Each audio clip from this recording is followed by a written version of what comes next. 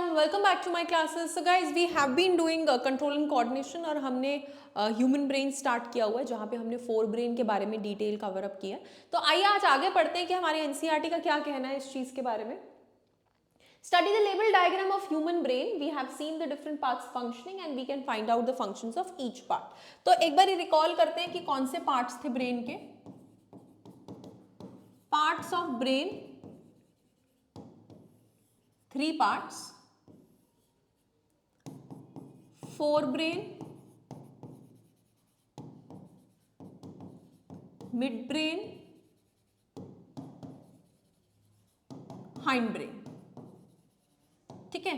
Forebrain में हमने detail पढ़ा सेरिब्रम का, वेयर एज हाइंड ब्रेन में हमने डिटेल पढ़ा है सेरिबेलम का, pons and medulla. These are the certain parts: forebrain, midbrain, hindbrain.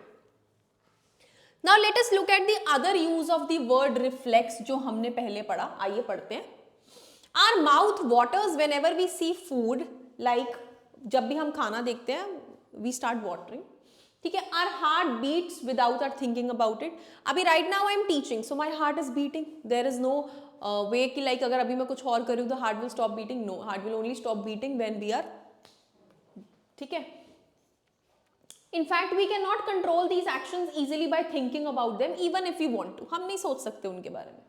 Do we have to think about or remember to breathe or digest food?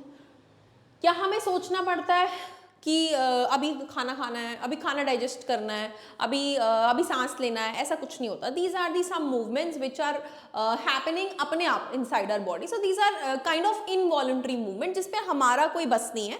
The body is itself taking in charge of all these duties. So even in between simple reflex actions like change in the size of pupil. अब pupil का size कब change होता है? Depending upon the amount of eye light entering the eye. For example, अगर बहुत तेज रोशनी है तो हमारी आंखें थोड़ी ऐसी हो जाती हैं.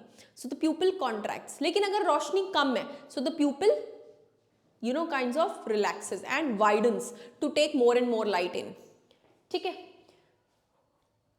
So in between simple reflex actions like change in size of pupil and the thought out actions such as moving chair, there is another set of muscle movement जिसके बारे में हमें सोचना नहीं है. And many of these involuntary actions, please remember it's written many of these. So इस पे बहुत बच्चे confuse होते हैं. All नहीं, many of these involuntary actions are controlled by midbrain and hindbrain. Important line जिस पे question पूछा जाता है. All these involuntary actions जैसे कि blood pressure, saliva, salivation, vomiting, these are controlled by the medulla in the hindbrain. This is also very important. इस पे भी question आता है. ठीक है. Thinking about activities like walking in straight line, riding a bicycle, picking up a pencil, all these are possible due to a part of hindbrain called as cerebellum. अब जहाँ पे भी balance, यस मैं हिंदी में कहूँ कि संतुलन बनाने की बारी आती है, वो काम हमारा cerebellum करता है. So it is responsible for precision of voluntary actions. Please इस word का मतलब समझिए, लाइन का. Precision मतलब accurately, कि कितनी accurately हम voluntary actions कर रहे हैं. ठीक है. We are not telling that it is controlling voluntary action. No, voluntary action कराने वाला brain है. Like for example, अगर मैं अभी ऐसे रख रही हूँ, so this is my, but if I am doing like this, I am not able to keep my hand properly over here, then that is precision game. ठीक है. और ये प्रिसीजन गेम कौन कंट्रोल करता है? सेरिबेलम. ठीक है. And maintaining the posture and balance of the body. Body का बैलेंस और पोस्चर मेंटेन करता है.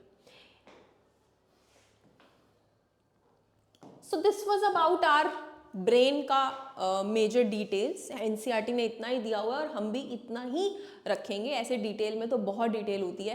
करंटली मैं साइड बाय 11th का भी पढ़ा रही हूँ चैप्टर, तो उसमें तो खैर थोड़ी और डिटेल्स हैं. ऐसे ऐसे करके जब आप लेवल्स बढ़ते जाते हैं, the details keep on increasing. ठीक है. So we are just left with 2 more topics जो हम नेक्स्ट वीडियो में खत्म कर लेंगे, and then we'll be starting with coordination in plants. Thank you so much and keep watching my lectures.